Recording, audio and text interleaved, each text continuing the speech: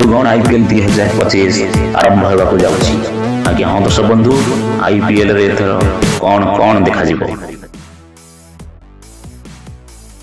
एथर IPL रे अनेक परिवर्तन देखा एथि सहित तीन नूतन नियम लीग रे प्रवेश करा यह व्यतीत खेलाड़ी प्रथम थर पर अधिनायक भाव लीग अंश हेबे।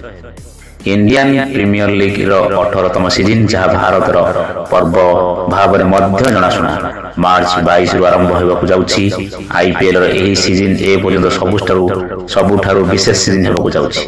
आईपीएल 2025 पूर्व बीसीसीआई अनेक बड़ निष्पत्ति नहीं जो कारण यह लीग अधिक रोमांचकर हो।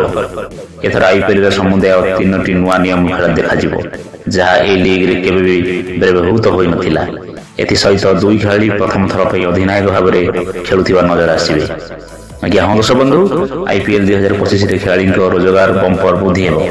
वास्तव में वर्तमान पर्यंत खेलाड़ी मैंने केवल नीलाम दिया जाउथिबा टंका पाउथिले किंतु एथर एही खेलाड़ी माननकु मेलर माने आईपीएल 2025 रे निजर छेप व्यवहार करने सक्षम हेबे।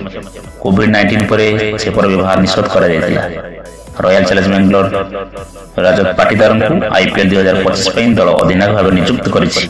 आसंतु आपन कहबा जे रजत पाटीदार प्रथम थर पर लीग अधिनायक आसिबे। एथि सहित राजस्थान द्वारा प्रथम 3 मैच रियान पराग को दलर कमान हस्तांतर करिछि। तांको प्रथम थर पर लीग अधिनायक मते देखिबा मिलिबे। आज्ञा हाँ दर्शक बंधु एथर यह लीग बहुत रोमांचकर हम देखा जाऊ। आप वीडियो किपरि दयाकोरी कमेंट करते चैनल को दयाकोरी सब्सक्राइब करते।